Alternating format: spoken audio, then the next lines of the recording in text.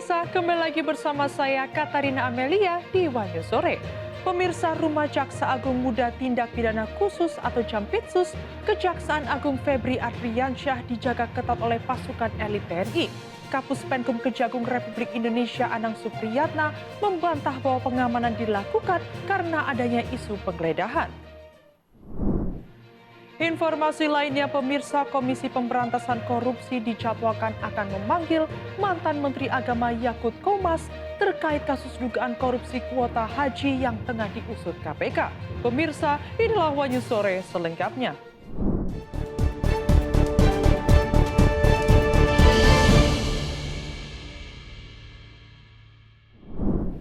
Rumah Jampitsus Febri Adriansyah dijaga oleh prajurit TNI. Penjagaan ini sebagai bagian dari pelaksanaan tugas berdasarkan nomor 66 tahun 2025 tentang perlindungan negara terhadap jaksa dalam menjalankan tugas dan fungsi Kejaksaan Republik Indonesia.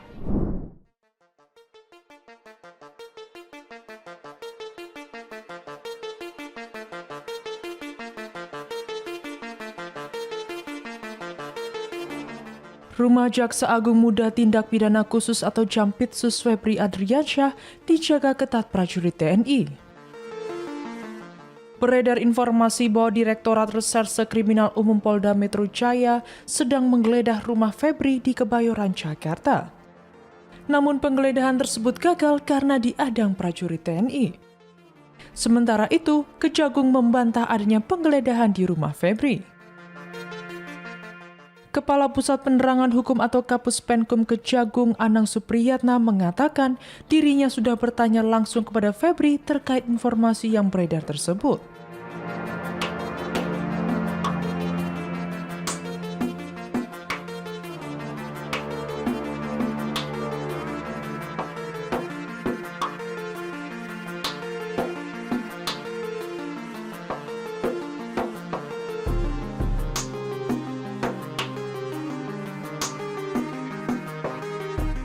Di sisi lain, Mabes TNI menegaskan penempatan prajurit di rumah Febri merupakan bagian dari pelaksanaan tugas berdasarkan Peraturan Presiden atau Perpres nomor 66 tahun 2025 tentang perlindungan negara terhadap jaksa dalam melaksanakan tugas dan fungsi Kejaksaan Republik Indonesia.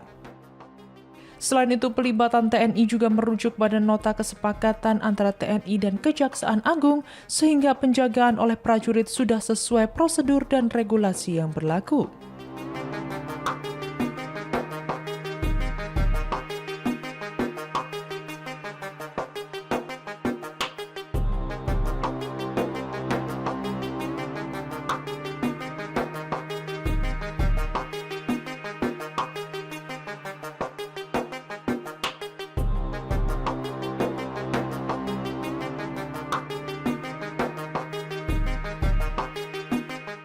Kapus Pen TNI menyebut keterlibatan prajurit dalam pengamanan tidak bertujuan menghalangi proses hukum apapun.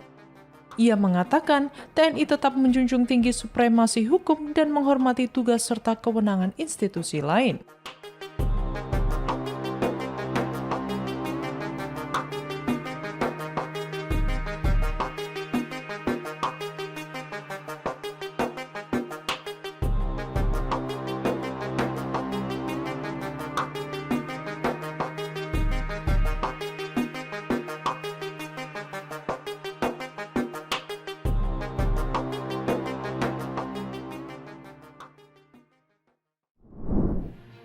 Pakar telematika Roy Suryo bersama sejumlah pihak melayangkan somasi kepada Presiden ke-7 Republik Indonesia Joko Widodo. Somasi tersebut merespons pernyataan Jokowi yang menyebut adanya orang besar di balik isu ijazah palsu yang menyeret namanya.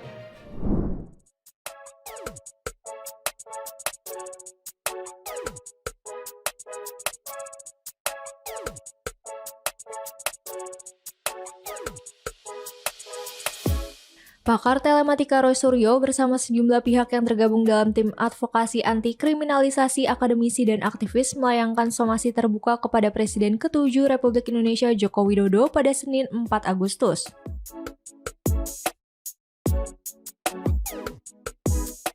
Somasi tersebut merespons pernyataan Jokowi yang menyebut adanya orang besar di balik isu ijazah palsu yang menyeret namanya.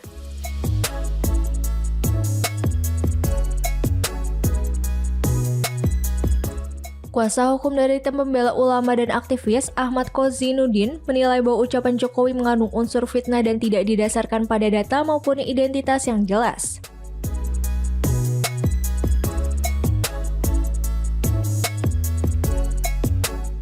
Ia menilai pernyataan itu mencederai perjuangan konstitusional kliennya dalam mengungkap isu tersebut.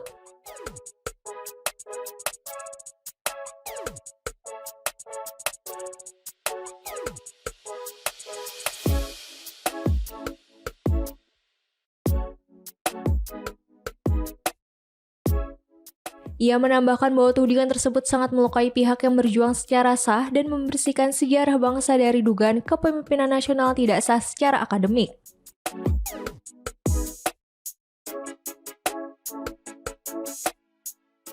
Atas dasar itu, Jokowi didesak untuk mencabut pernyataan soal orang besar yang disebut berada di balik upaya Roy Suryo sekaligus meminta maaf secara terbuka.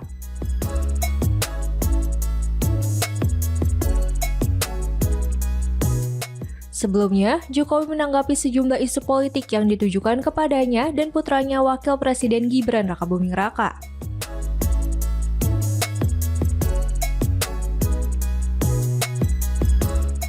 Jokowi menyebut terdapat agenda politik besar yang menjadi latar dari berbagai tudingan, termasuk soal ijazah palsu dan wacana pemakzulan.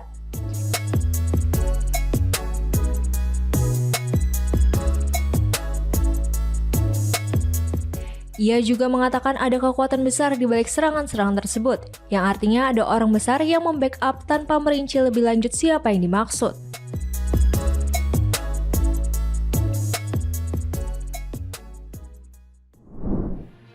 Komisi Pemberantasan Korupsi atau KPK masih membuka kemungkinan memanggil kembali Hasto Kristianto dalam kasus dugaan suap PAW Harun Masiku. Pemanggilan ini untuk melengkapi berkas perkara tersangka Doni Tri Istiqomah dan buronan Harun Masiku.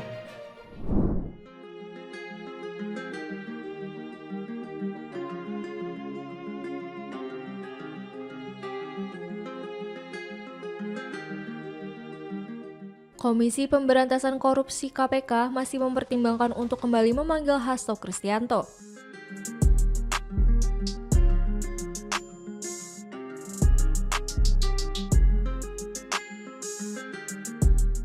Dalam penyidikan kasus dugaan suap pergantian antar waktu, Harun Masiku sebagai anggota DPR periode 2019-2024.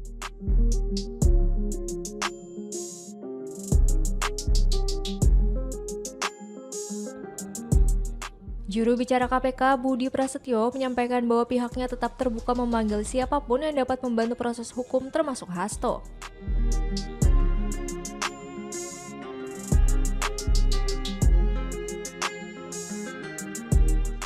Guna melengkapi berkas perkara tersangka advokat Doni Tri Istiqomah dan buronan Harun Masiku.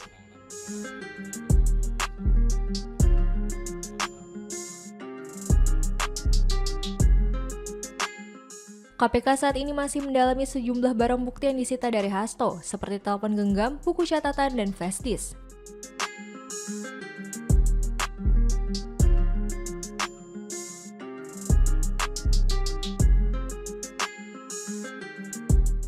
Barang-barang tersebut dinilai penting untuk mengungkap peran pihak-pihak lain dalam kasus suap Komisioner KPU Wahyu Setiawan yang terjadi pada 2019-2020.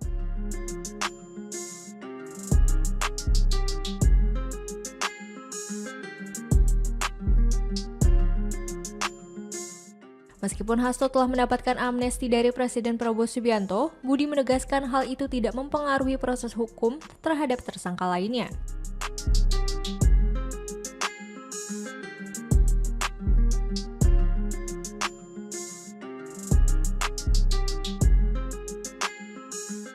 Ia menambahkan, KPK menargetkan penyelesaian perkara ini secara menyeluruh agar pihak yang terlibat memperoleh kepastian hukum termasuk Harun Masiku yang hingga kini masih buron.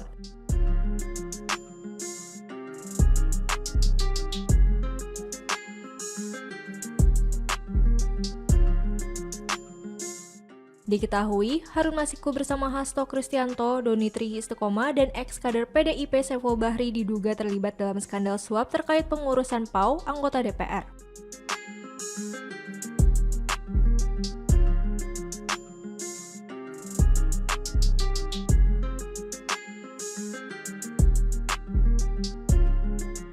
Saiful Bahri telah divonis dan menjalani hukuman, sementara Hasto baru-baru ini dibebaskan dari hukuman penjara 3,5 tahun usai memperoleh amnesti.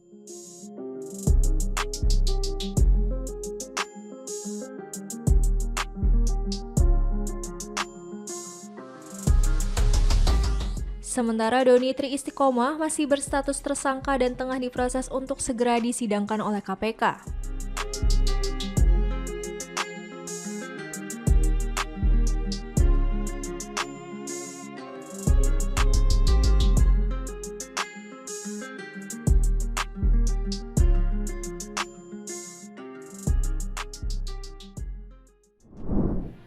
Mantan Menteri Agama atau Menak Yakut Komas akan dimintai keterangan oleh Komisi Pemberantasan Korupsi atau KPK pada Kamis 7 Agustus terkait kasus dugaan korupsi kuota haji yang tengah diusut KPK.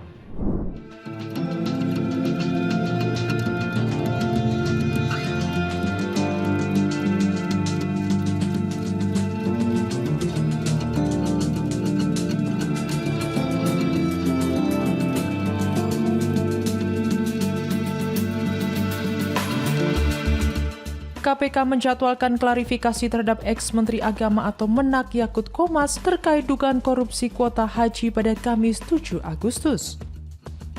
Juru bicara KPK Budi Prasetyo membenarkan pihaknya akan memanggil Yakut besok.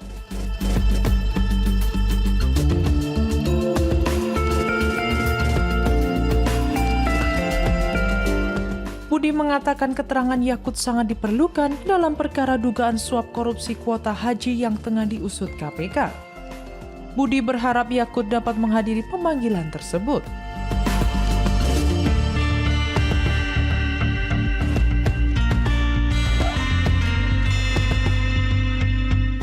Diketahui KPK telah mengundang dan memanggil sejumlah pihak untuk dimintai keterangannya dalam penyelidikan dugaan korupsi kuota haji.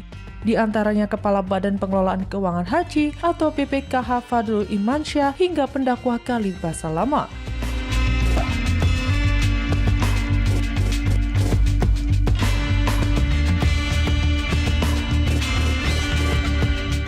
KPK juga telah berkala melakukan gelar perkara terkait perkembangan proses pengusutan yang telah dilakukan. Budi mengatakan dengan adanya gelar perkara itu bisa terlihat sejauh mana perkembangan pengusutan sebuah perkara.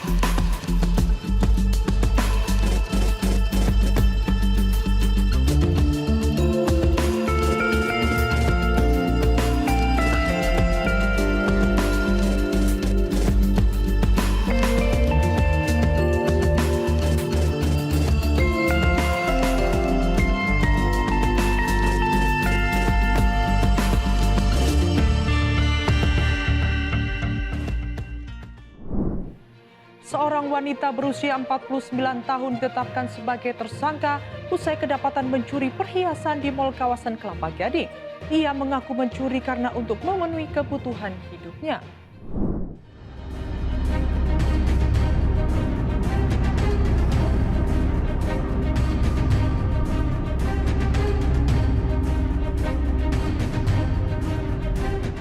Andi Maisarah, pelaku pencurian berlian senilai 50 juta rupiah, kini telah berstatus tersangka setelah kasusnya naik ke tingkat penyidikan pada Senin siang.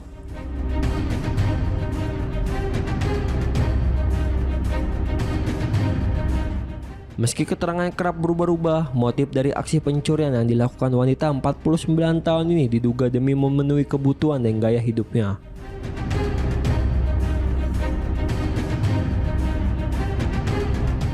Dari hasil penyidikan, polisi juga menemukan fakta bahwa pelaku sudah 2 kali tersandung kasus hukum serupa, yakni pencurian di pusat perbelanjaan di wilayah Surabaya dan Bogor.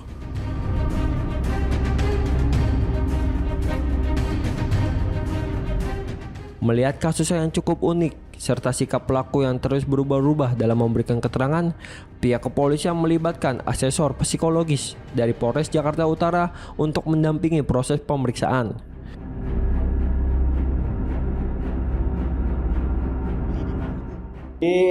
Telah kami tangkap di tanggal 1 Agustus pada hari Jumat dan statusnya saat ini sudah menjadi tersangka. Untuk pekerjaan sebagai ibu rumah tangga, untuk status keluarga saat ini yang bersangkutan sedang dalam proses perceraian dengan pihak suaminya. Sejauh ini pelaku sudah melakukan perbuatan berapa kali? Jadi dari hasil penyelidikan kami, informasi yang kami dapatkan bahwa sudah pernah terjadi juga di Bogor dan di Surabaya. Hal yang sama dan ini yang sudah ketiga kalinya berarti. Untuk motifnya seperti apa sih Bang hasil? Dari pemeriksaan kepada tersangka masih belum jelas motifnya. Yang bersangkutan hanya mengaku salah dan hilaf dan agak berputar-putar pernyataannya kepada penyidik, sehingga kami juga memanggil asesor meminta bantuan kepada Polres, SDM Polres untuk melakukan asesmen psikologi terhadap tersangka.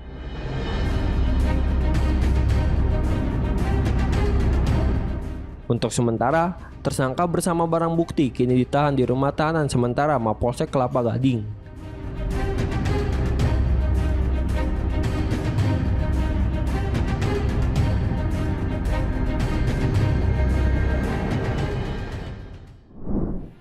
Detasemen Khusus atau Densus 88 Anti Teror Polri menangkap 2 ASN di Provinsi Aceh yang diduga terlibat dalam jaringan terorisme.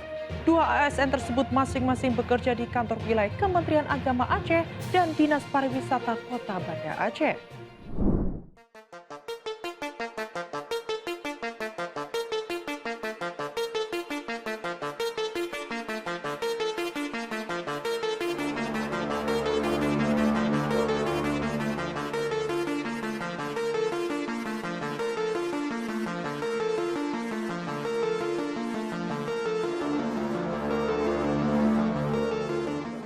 Dua aparatur sipil negara di Banda Aceh masing-masing berinisial KS 40 tahun dan SA 47 tahun diamankan oleh tim Densus 88 Anti Teror Mabes Polri karena diduga terlibat dalam jaringan terorisme. Berdasarkan informasi yang diperoleh, KS diketahui merupakan ASN di kantor wilayah Kementerian Agama Provinsi Aceh. Ia ditangkap saat berada di sebuah warung kopi di Banda Aceh. Sementara itu, SA yang bertugas di Dinas Pariwisata Kota Banda Aceh ditangkap di sebuah showroom mobil di kawasan Bato, Kota Banda Aceh.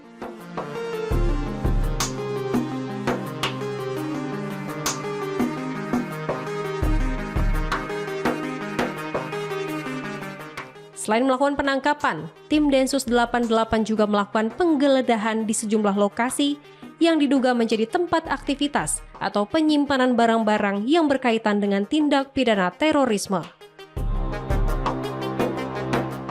Informasi penangkapan ini telah dibenarkan oleh Kepala Kanwil Kemenak Aceh, Azari, serta Wali Kota Banda Aceh, Iliza Sa'aduddin Jamal.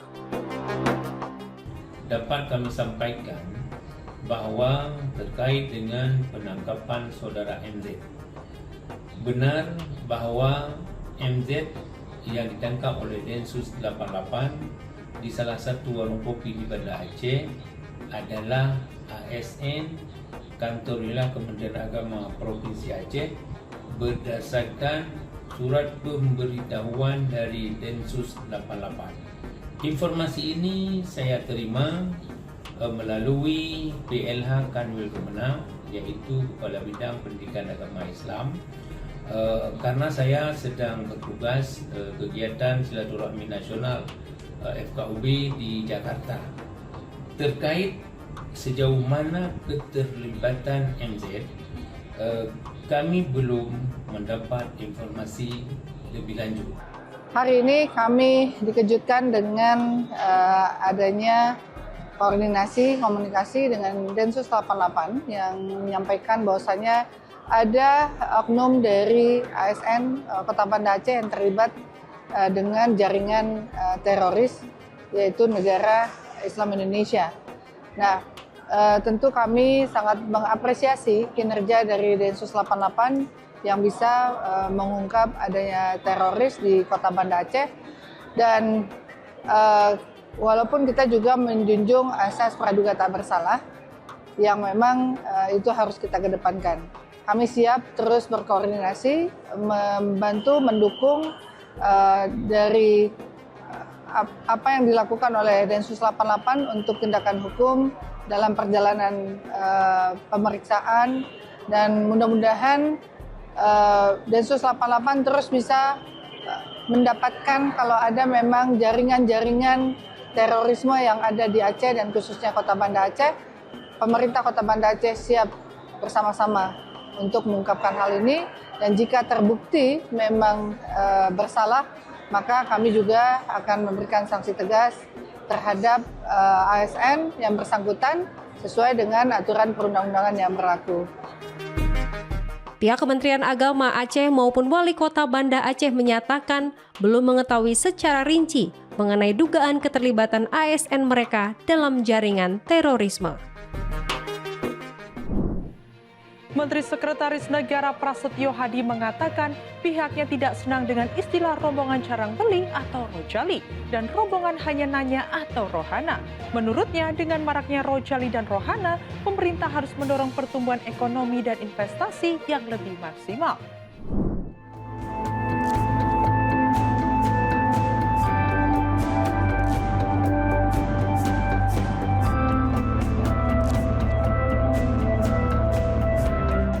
Menteri Sekretaris Negara sekaligus juru bicara Presiden RI, Prasetyo Hadi mengatakan pihaknya tidak senang dengan istilah rombongan jarang beli atau rojali dan rombongan hanya nanya atau rohana.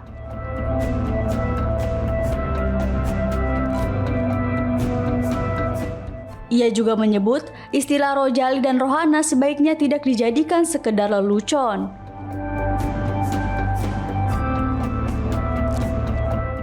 Sebab menurutnya, perilaku masyarakat itu menunjukkan ada fenomena kemampuan ekonomi masyarakat yang masih terbatas.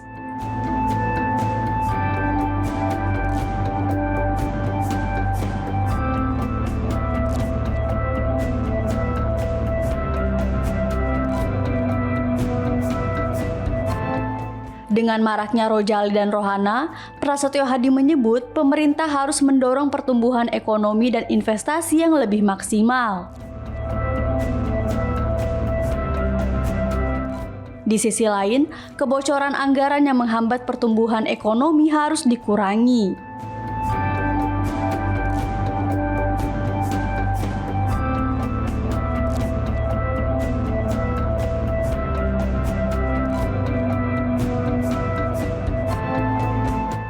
Adapun istilah rojali dan rohana merupakan akronim yang viral di media sosial.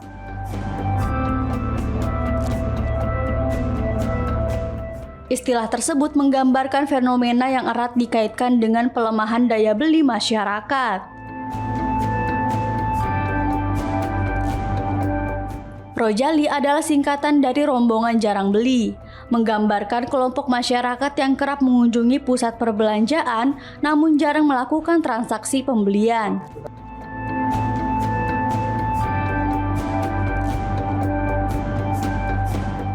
Rojali adalah singkatan dari rombongan jarang beli, menggambarkan kelompok masyarakat yang kerap mengunjungi pusat perbelanjaan namun jarang melakukan transaksi pembelian.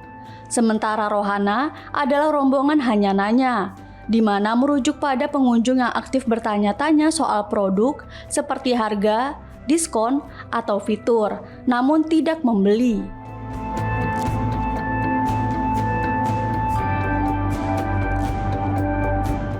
Setelah itu jangan dijadikan sebagai sebuah joke atau lelucon. Itu adalah sebuah lecutan bagi kita bahwa memang masih banyak yang harus kita perjuangkan, masih banyak yang harus kita benahi. Nah, kalau bagi kami pemerintah, fenomena itu menjadi semacam pengingat ya, bahwa masih ada kelompok saudara-saudara kita yang memang kita masih harus bekerja terus ini, mendorong pertumbuhan ekonomi kita. Demikian informasi yang dapat kami sampaikan pemirsa. Terima kasih telah bergabung bersama kami. Saya Katarina Amelia dan seluruh tim yang bertugas mengucapkan sampai jumpa di Wanyu Sore berikutnya. Setiap hari pukul 7 malam hanya di kanal YouTube TV Wanyuscope.